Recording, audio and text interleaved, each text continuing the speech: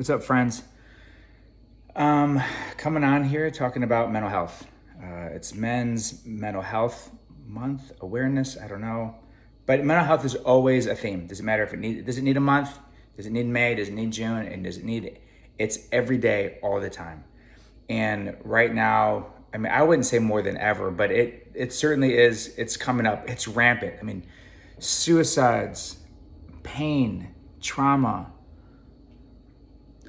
mass shootings, I mean, PTSD, you name it. There is a lot of ways in which this world can hurt you and harm you. And it's difficult because when you get a physical injury, you can quickly understand it, you can rehab it, make it stronger. You can, but when it's your mind, you can't really touch it. You can't see it. You don't know. We don't understand it. We don't understand the mind. We don't. We really don't. And it's really complex. It's really hard. We have this thing called the subconscious. We have the spiritual mind. We have this emotional mind. We have so many different parts and layers to us. And so working out pain and trauma, working out your feelings is really difficult. And it takes practice, a lot of practice, whether it's yoga, whether it's therapy, whatever your tool is. And maybe you're not at all. And if you're watching this and this comes across to you, maybe this is an encouragement to maybe think about that, you know? All right, so I have a practice, and it started with this, a cup of coffee. I mean, long story short, I mean, I've always been into my, I think my feelings. I've always been into wondering why I think what I think. Always have from as a child. I mean, I think I started when I was like, I don't know, 13 maybe, my first journal. At that point, I was just kind of regular. Whenever I felt really inspired, I would just write poetry. I would write my feelings. I would just kind of write. I would just write. There's no rules to it. It's just a place I can just write and just do whatever I wanted to, creatively, artistically, as a form of self-expression. And then it kept progressing and just evolved and changed over the years. And it's gotten more serious to the point I was doing it every day, every single morning. I would wake up first thing in the morning, I'd go away, I'd go to a coffee shop because I like that. I mean, some people can do, in a cubicle, and that's great. And I've done that before at times, but I really prefer, I like the white noise, the hustle and the bustle around me. It just helps me focus for some reason. But I go and I sit and I just go. And I've been doing this for a long time, years and years. I've been doing it, man, I would say I've been doing it, regularly first thing in the morning as like a real serious intention, as a practice of intention and like first importance.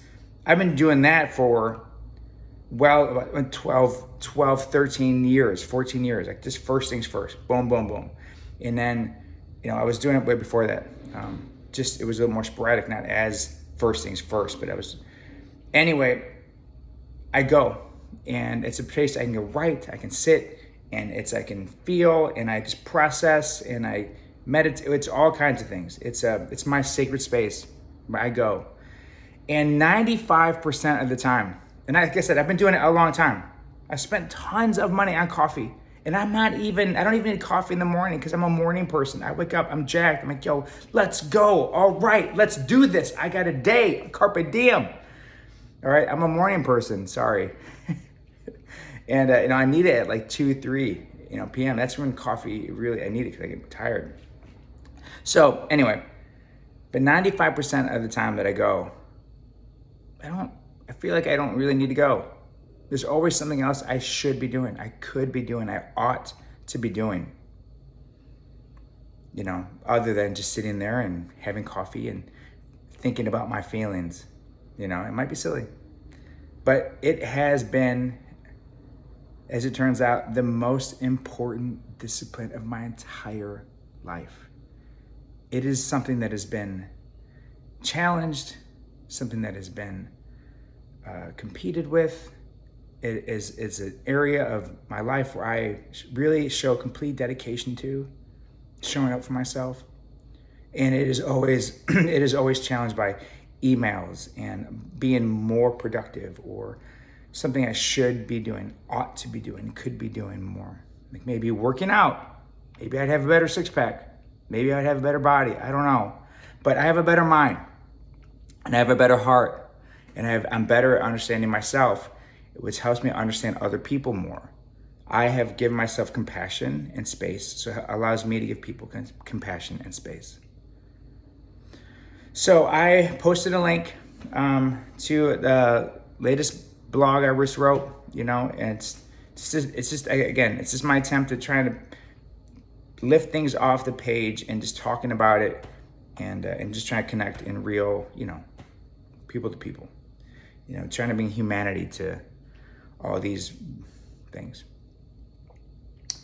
My coffee hour has been something that was like, it's been grounding. It's like an anchor in the storm, like a lighthouse that's looking for, like a boat that's lost in the waves and the commotion and the swirling winds of life and the destruction and the pain and the worries and all those things and the mounting pressures of XYZ.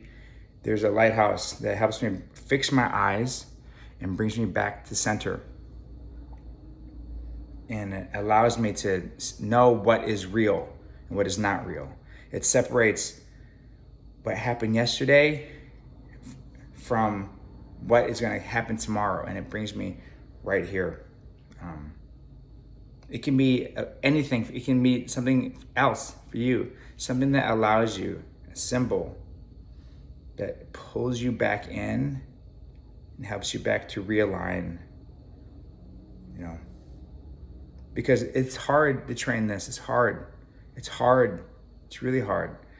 And we need definitely more grace.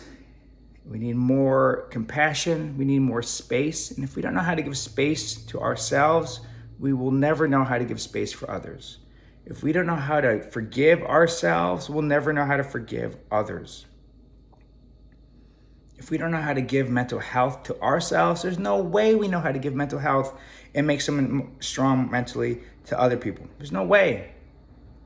So giving first to yourself, allowing yourself, allows you to do the same for others. So anyway, mental health is hard. It's a practice. It's a daily practice. It is multiple times a day a practice. It's a choice you have to make. It's not just going to happen. I like to say it this way. A beautiful garden does not just grow on its own. It is planned and curated, right? Just like a yard or a lawn. My lawn is trash. But that's because if we just let it go wild, it's all right. But the point is that it's not going to happen on its own. It is something, it's a little bit here and there.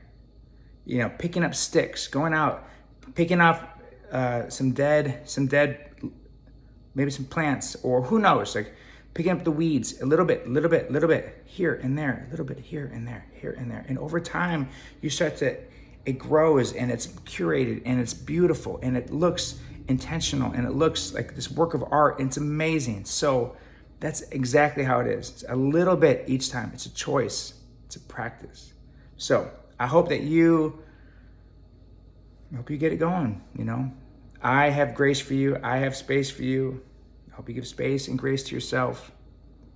And you take time to work on what's in here. All right. Peace and love, friends.